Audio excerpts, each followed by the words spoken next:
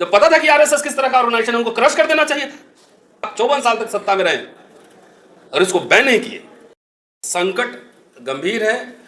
अभी सीधे साधे शब्दों में आरएसएस संघ परिवार का हमला भारतीय गणराज्य और भारतीय संविधान पर है। और 26 नवंबर को जब संविधान अंगीकार किया गया था, 30 नवंबर को ही ऑर्गेनाइजर ने आर्टिकल छाप दिया था। इससे पहले मनुस्मृति का कुछ नहीं है, इसमें मनुस्मृति का, इसमें भारतीयता नहीं है, ओल्डेस्ट संविधान है, तमाम तरह की बातें। और नेहरू अंबेडकर के पुतले 12 दिसंबर 1949 को फूके गए थे। अंबेडकर ने 1952 में अपने मैनिफेस्टो में लिखा है कि आरएसएस, हिंदू महासभा और जनसंघ जैसे प्रतिक्रियावादी शक्तियों के साथ हमारा कोई समझौता नहीं होगा। गांधी की हत्या किसने की सब जानते हैं। आरएसएस क्यों बना, नेहरू भी जानते थे, गांधी भी जानते थे, सब लोग जानते थे। अंबेडकर ने चेतावनी दी थी कि हिंदू राष्ट्र अभिशाप होगा, और आज दलित राजनेता हिंदू राष्ट्र की पालकी ढो रहे हैं, समाजवादी भी ढो रहे हैं। बहुत सारे समाजवादी जनता पार्टी से निकले, तो आज हिंदू राष्ट्र समाजवादियों और कथित अंबेडकरवादियों के कंधे पर चढ़ के तांडव मचा रहा है। ये है रियलिटी। नेहरू जी से एक गलती हुई, और मैं बार बार कहता हूं, जब पता था कि आरएसएस किस तरह का ऑर्गेनाइजेशन है, उनको क्रश कर देना चाहिए था। जो एंटी नेशनल है, एंटी कॉन्स्टिट्यूशन है। इंदिरा जी से भी गलती हुई। इंदिरा जी के पूरे पीछे पूरा षड्यंत्र करने में आरएसएस, सीआईए सब था। उनको क्रश करना चाहिए था, इनको बैन करना चाहिए था। राजीव गांधी से भी गलती हुई, इनको बैन करना चाहिए था। आप 54 साल तक सत्ता में रहे और इसको बैन नहीं किए, आज उसका खामियाजा पूरा मुल्क भुगत रहा है। मैं समझता हूं आरएसएस, बीजेपी चाहती है कि जाति बढ़े, जातिवाद बढ़े, समुदायवाद नहीं बढ़े। अंबेडकर ने कम्युनिटी क्रिएट किया था, schedule caste, schedule tribe, other backward classes, कि जातिवाद अगर बढ़े और जातियों में सामंजस्य हो, एकता हो, तो उसका सकारात्मक पहलू हो सकता है। लेकिन रिसेंट ऑब्जर्वेशन सब जो हैं उसको देखेंगे। मैं दलित जातियों की बात कर रहा हूं, मैं दलित समुदाय में पैदा हुआ हूं, इसलिए अपने समुदाय की बात ज्यादा करूंगा कि दलितों में भी जातिवाद, अंबेडकर का मिशन स्टेटमेंट था एनिहिलेशन ऑफ कास्ट, जातियों का विनाश। दलित जातियों में भी जातिवाद बढ़ रहा है, और बढ़ रहा है तो कोई दिक्कत नहीं है। जातियां आपस में ही मुठभेड़ कर रही हैं, यह सवाल है।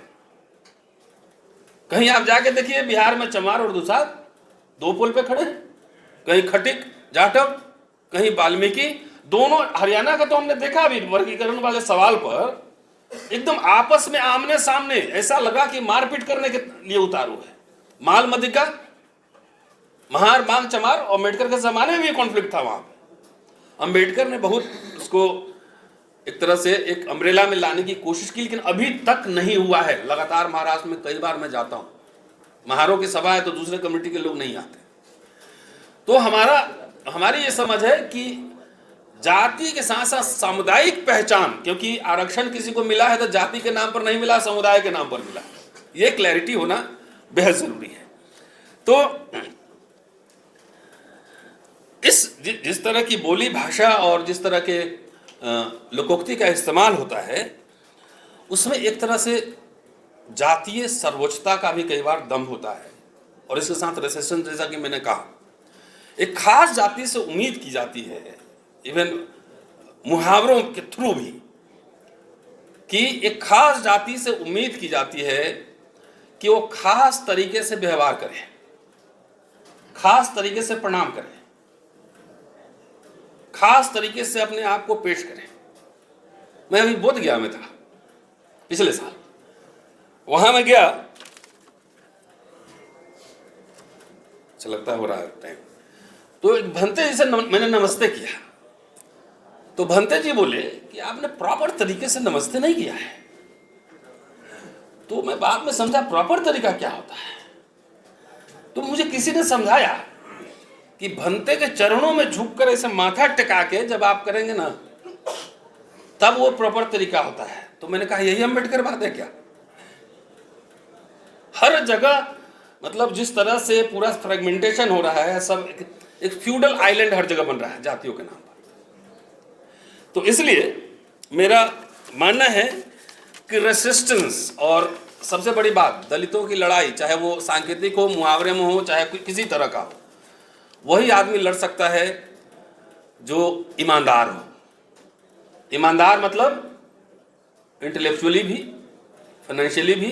बेईमान लोग नहीं लड़ सकता है लड़ाई, क्योंकि इसके लिए मोदी के पास ईडी सीबीआई है, चुप बड़े बड़े नेता बैठे हुए हैं, बड़े बड़े नेता बैठे हुए हैं। तो ईमानदार लोग जब तक नहीं रहेंगे तब तक नहीं लड़ेंगे। कुछ मैं जो चलता है अभी बिहार उत्तर प्रदेश में पढ़ देता हूँ, थोड़ा सा आनंद भी आएगा, देखेंगे कैसे है।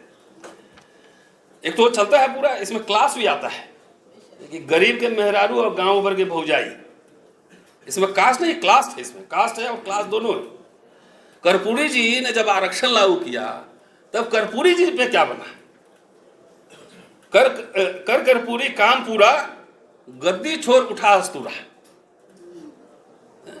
ये आरक्षण कहां से आई?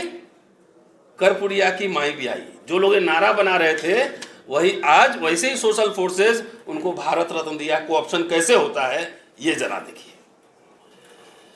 अब जरा अहिर पे कैसे कैसे बनाते हैं। अहिर मिताई तब करे जब सब मित मर जाए। अहिर मिताई तब करे जब सब मित मर जाए। अच्छा ठीक है, जात ऐड कर लीजिएगा। हाँ ठीक है, मीत मतलब मित्र के सेंस में है, जात नहीं कि सारे मित्र उसके जब मर जाते हैं तब वो मित्र बनाता है, ये है सेंस इसका। जादो कितना पढ़ ले पिंगल, रहिए तीन गुण बहीन, उठल बैठल बोलल लिए विधाता छीन। अहिर गड़ेरिया कुर्मी चोर, धर सारे के टंगड़ी तोड़। सारे मतलब यहाँ सार भी बोला जाता है ना साले को, तो गाली के सेंस में। जाट मरा तब जानिए, ये शायद गुर्जर पे भी होगा भाटी साहब। जाट मरा तब जानिए जब ते रवि हो जाए, करिया बाभन गोर चमार तेकरा संग न उतरे पार। लस्सा लुस्सी लगा, रेसिस्टेंस का है, लस्सा लुस्सी लगाई के ठगत जात भूमियार। एक रेसिस्टेंस का, और तिलक तराजू और तलवार, इनको ये रेसिस्टेंस का स्लोगन सब था, जो कि बसपा के इमरजेंसी के साथ ये सब आया। उसके पहले भी था कि अब की सावन भादों में गोरी कलैया कादों में, ये रेसिस्टेंस का लैंग्वेज है। गोरी कलाई मतलब ये अपर कास्ट से सिंबलाइज कर रहा है कि खाली अब लोअर कास्ट लोग धान नहीं बोएंगे, विजय जी को भी चलना पड़ेगा उधर बोलने के लिए। देखिए क्या क्या लोग बनाते थे। चप्पल पर चमैन, सैंडल पे धोबनिया। चप्पल पर चमैन मतलब चप्पल पहने हुए चमार महिला, सैंडल पर धोबिनिया, हाय मोरे रामा बदल गई दुनिया। तो ये सब आप लोगों को देखेंगे, मुहावरे देखेंगे, तो इसमें क्या है? इसमें आपको आपके सेल्फ रेस्पेक्ट, डिग्निटी को एक तरह से ध्वस्त करने का ये सब पूरा वेपन है। तो इसकी लड़ाई आप हथियार से नहीं लड़ सकते, इसकी लड़ाई हथियार से नहीं लड़ सकते हैं। आपको अपने हिसाब से इंटेलेक्चुअली साउंड, एकेडमिक इस तरह के स्लोगन्स बनाने पड़ेंगे। और जैसे एक एग्जांपल दे रहा हूं, उसके बाद बात खत्म कर रहा हूं।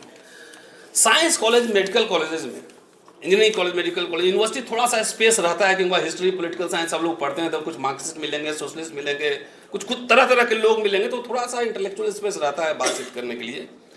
लेकिन medical colleges, engineering colleges, management में इस तरह का स्पेस नहीं होता है। तो वहाँ पे शेड्यूल कास्ट को, जैसे पायल तड़वी, चाहे आप रोहित बुमला, सब लोग का केस आपके सामने है। तो यहाँ एक प्रचलित वर्ड है शेड्यूल कास्ट, शड्डू बोलना। तो जब मंडल 2 के टाइम में हम लोग एम्स में थे, तो हमें पता लगा कि भाई इस तरह का शब्द इस्तेमाल करते हैं। तो धीरे धीरे जब सोशल मीडिया पर आए तो हमने कहा कि इसका एकदम संस्कृताइज काउंटर आर्गुमेंट डेवलप करना चाहिए, सम्मान वाला। तो कुछ नहीं, एक वर्ड निकाला, जनऊ लीला। जनऊ लीला, क्या जनऊ लीला कर रहे हैं? और यकीन मानिए जो ये करते हैं जनऊ लीला, उसके मुंह पे जनऊधारी और जनऊ लीला बोल दीजिए तो उनसे अंदर से तिल मिला जाता है, क्योंकि इससे ये जनऊ सिर्फ थ्रेड नहीं है, कई तरह के जनऊ होते हैं। ब्राह्मण के लिए अलग होता है, क्षत्रिय के लिए अलग होता है, वैश्य के लिए अलग होता है। हाँ, कितने धागे होंगे, कौन सा कलर होगा, हाँ, ये सब पूरा पॉलिटिक्स है। तो ये बोल दीजिए ना तो अंदर से तिल मिलाता है। तो हमारी भाषा एक संयमित भाषा होनी चाहिए, लेकिन एक एक आइडियाज को डेवलप करने में वर्षों लगते हैं, तब जाके वो आइडिया डेवलप होता है।